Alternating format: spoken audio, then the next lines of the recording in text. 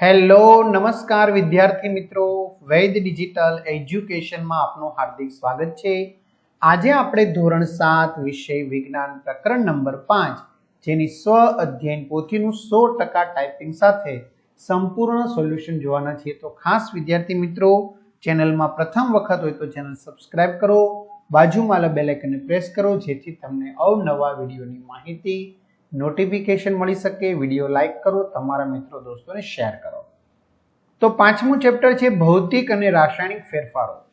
પ્રશ્ન 1 સાચો વિકલ્પ પસંદ કરી તમારે કૌંસમાં લખવાનો છે। તો પહેલું, મેગ્નેશિયમની તાર કે પટ્ટીને સળગાવતા તે તેજસ્વી સફેદ રંગનો પ્રકાશ આપે છે। મેગ્નેશિયમ ઓક્સાઇડનું રાસાયણિક સૂત્ર છે MgO। રસોડામાં ભીની લોખંડની તવી થોડાક સમય સુધી વાપર્યા વગર મૂકી રાખવામાં આવે તો તેના પર લાગતા કાટ માટે નીચેના વિકલ્પોમાંથી શું સાચું છે? તો લોખંડની તવી પર લાગતો કાટ લોખંડ રહેતો નથી, તે લોખંડથી જુદો જ કંઈક બીજો જ પદાર્થ એટલે કે આયર્ન ઓક્સાઇડ બની જાય છે। કાર્બન ડાયોક્સાઇડ વાયુને ચૂનાના નીતરિયા પાણીમાંથી પસાર કરતા ચૂનાના નીતરિયા પાણીના સ્થાને કંઈક નવો જ રાસાયણિક પદાર્થ શું કરી છે? બનાવી આપે છે। તો વિદ્યાર્થી મિત્રો, તમારે ધોરણ 7 વિજ્ઞાનમાં હજી તકલીફ હોય કે પછી તમારે અન્ય કોઈ વિષયના વિડીયો જોવા હોય કે પરીક્ષાની ચિંતા હોય તો પરીક્ષાના પેપર જોતા હોય તો બધું તમને મળી જશે। ક્યાંથી? આપણી વેદ ડિજિટલ એજ્યુકેશન નામની એપ્લિકેશનમાંથી, જે લાખો વિદ્યાર્થી મિત્રો ઉપયોગ કરે છે, જેમાં 3 થી 12 ધોરણના દરેક વિષયના વિડીયો લેક્ચર, સ્વાધ્યાય અભ્યાસની સમજૂતીના વિડીયો, પરીક્ષા માટે ઉપયોગી મટીરિયલ, પેપરો, જુદા જુદા જિલ્લાના પેપરો, સ્વાધ્યાય પોથી, પ્રોજેક્ટ બુક, આ બધું ગૂગલ પ્લે સ્ટોર કે જ્યાંથી આપણે ગેમ ડાઉનલોડ કરીએ છીએ તો ત્યાં જઈને વેદ ડિજિટલ એજ્યુકેશન નામની એપ્લિકેશન ડાઉનલોડ કરો। ઓપન કરશો એટલે આ પેજ ખુલે, એમાં તમારા પોતાના મોબાઈલ નંબર નાખો, સેન્ડ ઓટીપી કરો, 4 આંકડાનો ઓટીપી નાખશો એટલે પેડ કોર્સમાં જુદા જુદા પેડ પ્લાનની પીડીએફ, એક્ઝામ પેપરમાં પેપરો, 3 થી 12 માં 3 થી 12 ના વિડીયો, તમારું ધોરણ પસંદ કરી વિષય પ્રમાણે પાઠવાય સરસ મજાના વિડીયો નિહાળી શકશો। ખાલી જગ્યા પૂરો લોખંડ પર જસતનો એટલે કે ઝીંકનો ઢોળ ચડાવવાની ક્રિયાને ગેલ્વેનાઇઝેશન કહે છે। શુદ્ધ પદાર્થના મોટા સ્ફટિકોને તેમના દ્રાવણોમાંથી પ્રાપ્ત કરી શકાય, આ પ્રક્રિયાને સ્ફટિકીકરણ કહે છે। લોખંડના કાટનું રાસાયણિક નામ આયર્ન ઓક્સાઇડ છે। લોખંડમાં કાર્બન, ક્રોમિયમ, નિકલ, મેંગેનીઝ જેવી ધાતુઓને યોગ્ય પ્રમાણમાં મિશ્ર કરવાથી સ્ટેનલેસ સ્ટીલ મિશ્ર ધાતુ મળે છે। મોરથુથુનું રાસાયણિક નામ છે કોપર સલ્ફેટ। પદાર્થનો આકાર એ પદાર્થનો ભૌતિક ગુણધર્મ છે। ચલો ટૂંકમાં જવાબ આપો। મેગ્નેશિયમની રાખને પાણીમાં ઓગાળતા બનતું જલીય દ્રાવણ લિટમસ પત્ર પર શી અસર દર્શાવશે? બરાબર, તો લાલ લિટમસ પત્રને ભૂરું બનાવશે। મિત્રો, વિડીયો પોઝ કરીને તમે લખી શકો છો અને લખો છો।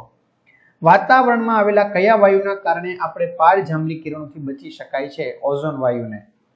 પ્રાણીજ કચરામાંથી ગોબર ગેસ મેળવવાની પ્રક્રિયામાં થતો ફેરફાર કેવો ફેરફાર ગણી શકાય? શા માટે? તો કે રાસાયણિક ફેરફાર, કારણ કે એમાં મિથેન કાર્બન ડાયોક્સાઇડ ઉત્પન્ન થાય છે એટલા માટે। ફટાકડા ફૂટવાની ઘટના રાસાયણિક ફેરફાર છે, તમે કયા મુદ્દાને આધારે કહી શકશો? તો પ્રકાશ, ગરમી, અવાજ જેવી ઉત્પન્ન થાય છે, તેમજ ઉલટાવી ન શકાય એટલા માટે। જંગલમાં સૂકા પાંદડા સળગવું એ રાસાયણિક ફેરફાર ગણી શકાય, શા માટે? તો વિદ્યાર્થી મિત્રો, એમનો જવાબ અહીં આપવામાં આવેલો છે। ચાલો, નીચે આપેલા ફેરફારોને ભૌતિક અને રાસાયણિક ફેરફારોમાં વર્ગીકરણ કરો। તો ભૌતિકમાં પ્લાસ્ટિકને ગરમ કરતા પીગળવું, ડામરને ગરમ કરી તેમાંથી રોડ બનાવવો, કાગળના એક ટુકડામાંથી 4 ટુકડા કરવા, ઘઉંમાંથી રોટલી માટેનો લોટ બનાવવો, સફેદ, લીલા અને કેસરી રંગના કાપડમાંથી આપણા દેશનો રાષ્ટ્રધ્વજ ભારત દેશનો। રાસાયણિક ફેરફાર, ફળોનું શરીરમાં પાચન થવું, કેરીનું પાકવું, દ્રાક્ષનું આથવણ, દૂધમાંથી દહીં બનવું। ચાલો, તફાવત આપવાનો છે ભૌતિક ફેરફાર અને રાસાયણિક ફેરફાર, બરાબર। તો વિદ્યાર્થી મિત્રો, સરસ મજાના મુદ્દા પ્રમાણે મુદ્દા સામસામે આપણે આપેલા છે, જે તમે લખી શકો છો। જોડકા જોડો કોપર સલ્ફેટનો રંગ કેવો હોય છે? તો કે વાદળી રંગ હોય છે, તો એમાં જવાબ આવશે સી। ફેરસ સલ્ફેટનો રંગ હોય છે લીલો એટલે એ। વરાળમાંથી પાણી બનવું એટલે ભૌતિક ફેરફાર ડી, અને ફટાકડાનું ફૂટવું એટલે રાસાયણિક ફેરફાર। ચલો, માગ્યા મુજબ જવાબ લખો। પેલું, રમેશભાઈ પોતાના ઘરના નવા લોખંડના દરવાજાને શા માટે રંગ કરે છે તે સમજાવો। તો સમજાવેલું છે। રાસાયણિક ફેરફાર દરમિયાન નવા પદાર્થ ઉત્પન્ન થાય છે, તેની સાથે વધારાની કઈ કઈ ઘટના બની શકે તેની યાદી બનાવો.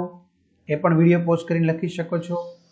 વિનેગર અને બેકિંગ સોડામાંથી કાર્બન ડાયોક્સાઇડ બનાવવા માટેની પ્રક્રિયાઓ વર્ણવો. તો પણ વિડીયો પોઝ કરીને લખી શકો છો. ચોથું, નીચેના પદાર્થનો ઉપયોગ કરી એક રાસાયણિક સમીકરણ બનાવો. તો ચૂનાનું નીતર્યું પાણી વત્તા carbon dioxide it's give calcium carbonate વત્તા પાણી. રાસાયણિક સમીકરણ પૂર્ણ કરો. પહેલામાં Fe2O3, બીજામાં MgOH ટ્વાઇસ, ત્રીજામાં CaOH ટ્વાઇસ, ચોથામાં કાર્બન ડાયોક્સાઇડ અને અન્ય પદાર્થ. છઠ્ઠું, તમે જોયેલા એવા બે ફેરફારો જણાવો કે જેમાં ભૌતિક અને રાસાયણિક બંને પ્રકારના ફેરફાર થતા હોય છે, જે તમારે અહીંયા લખવાના છે. તમે અવલોકન કર્યું હોય તેવી સ્ફટિકીકરણની પ્રક્રિયા છે એ તમારે અહીંયા વર્ણવવાની છે. તો મિત્રો એના બે મુદ્દા હજી નીચે પણ લખેલા છે. ચાલો શબ્દ સમજૂતી આપો. ગેલ્વેનાઇઝેશન. તો ગેલ્વેનાઇઝેશન એટલે લોખંડ ઉપર ઝીંકનું આવરણ ચડાવવાની પ્રક્રિયાને. પ્રશ્ન 8, કોપર સલ્ફેટના દ્રાવણમાં લોખંડની ખીલી નાખતા થતા ફેરફારનો પ્રયોગ આકૃતિ સાથે વર્ણવો. તો વિદ્યાર્થી મિત્રો ધોરણ 10 માં પહેલા અને ત્રીજા બંને પાઠમાં આવે છે, એટલે ખાસ અત્યારથી તમારે પાકું કરવાનું છે. હેતુ શું છે, સાધન સામગ્રી શું છે, આકૃતિ આપણે અહીંયા દોરેલી છે, એમના પદ્ધતિના જુદા જુદા અહીંયા મુદ્દા લખેલા છે. ત્યાર પછી પદ્ધતિ પછી આવશે અવલોકન. અવલોકન દર્શાવેલું છે અને અંતે નિર્ણય પણ કરેલો છે. શું થશે? લોખંડની ખીલી પણ લઈ શકો છો. પ્રશ્ન 9, મીનાની માતા બજારમાંથી 100 ગ્રામ આખું મીઠું ઘર વપરાશ માટે લાવી છે, પણ મીઠાનો ભૂકો કરતા થોડો કચરો જોવા મળ્યો. તેની માતાએ આ મીઠાને દુકાનદારને પરત આપવા માટે મીનાને કહ્યું. મીના બીજા દિવસે તે મીઠું શાળામાં લઈ ગઈ અને તેની માતાની આ તકલીફ તેના વિજ્ઞાન શિક્ષકને કહી.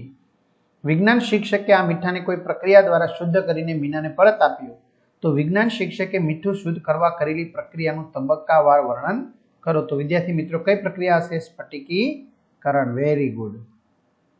તમારા ઘરમાં આવેલ લોખંડની વસ્તુઓને કાટ ન લાગે તે માટે કરેલ ઉપાયોની યાદી તમારા ઘરના વડીલો સાથે ચર્ચા કરીને બનાવો.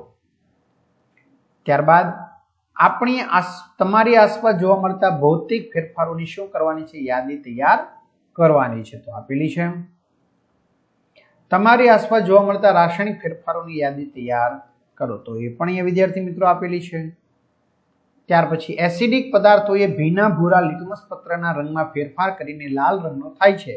તો આ ફેરફાર કયા પ્રકારના ફેરફાર છે? શા માટે? બરાબર, રાસાયણિક કે ભૌતિક. ત્યાર પછી નીચેનો ફકરો વાંચી અને પ્રશ્નોના જવાબ આપવાના છે. પાઉની કણક. તો ચલો, આથવણ થવાથી લોટની કણક શા માટે ફૂલાય છે? અને બીજું, બ્રેડ સિવાય આથવણની પ્રક્રિયા થતી હોય તેવા પદાર્થોના ઉદાહરણો આપો. તો આ સાથે વિદ્યાર્થી મિત્રો સરસ મજાનું સોલ્યુશન અહીં પૂર્ણ થયું. તમારા મિત્રો દોસ્તોને જાણ કરો. તમને જે કંઈ ભૂલ દેખાય કે વિડીયો કેવો લાગ્યો ચોક્કસથી કમેન્ટ કરો. વિડીયો લાઈક કરો. અહીંયા સુધી રાખીએ. અસ્તુ. જય હિન્દ, જય ભારત.